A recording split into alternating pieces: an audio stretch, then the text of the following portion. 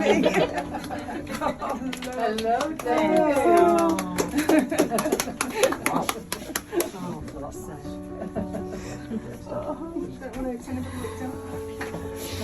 Oh, where's them tissues? Yeah, I did. Would you like to have a seat?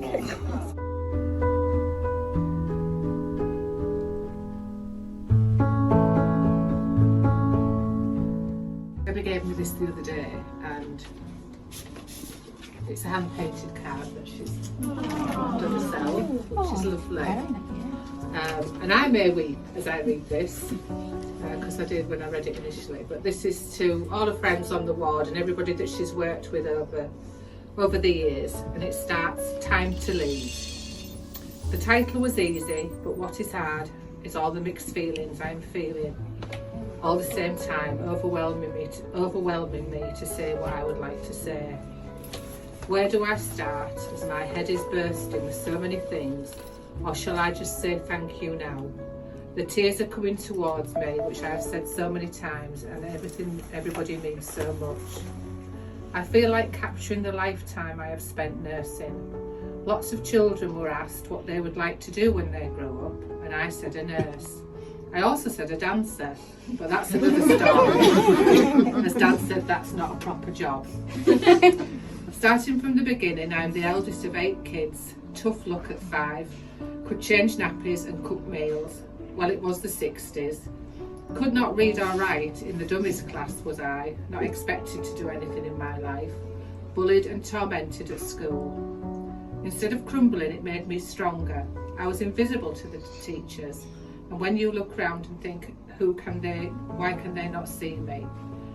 I could have been liked by everyone else. I could have been like everyone else and been naughty. I decided I would be really good, and of course that meant more beating, but one day I would win. In my teens they started building York District Hospital, and I told my mum that I would be a nurse one day. She looked at me and said, yes, you will work in the factory like all the women in the family. From 15 I volunteered at St Mary's Hospital, and so as the door opened at York Hospital, helping with the transfers of patients from one hospital to another, there were many. I left school just before my 16th birthday, too young to nurse. I had to get a job. Well, Mum was right, it was at Roundtree's.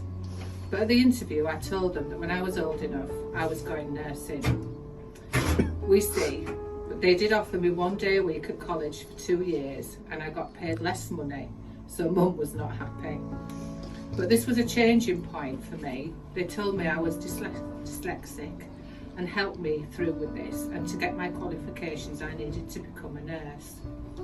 So at 18 I came for my interview and I did the entrance exam, of which I passed. I went into another room where some elderly ladies sat, and they said, you cannot spell. What the sign behind you says, it said, exit. Well, that's the door that you need. I felt like a giant black hole had just appeared under my feet, and I was falling through it. Mum said I should stop climbing the wall and put up in front of myself and expect what life has given me. That was not me. I had joined every organisation that a child could because I found that they accepted me as I am.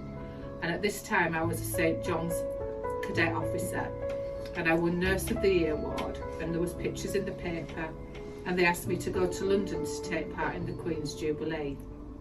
As a volunteer I know about other jobs, so applied as an auxiliary nurse, and this time it was different.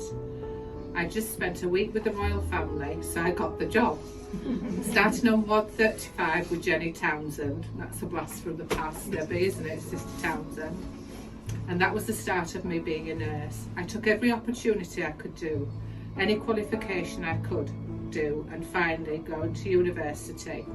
Everybody who would have thought that had done all these years ago would walk out with an outstanding undergraduate award. Well, I would not have thought that in a million years. Now I am an associate practitioner. What a title. Now trying to sum up 48 years in the NHS, friendship, tears and laughter. diversity, and so many people for names and faces which I will not forget. My workmates, I have now just to say thank you, back to the 2 words which do mean so much to me. Please call me, come and see me. I can still listen and help, just like I do now. I will miss you all so much, my friends. Debbie.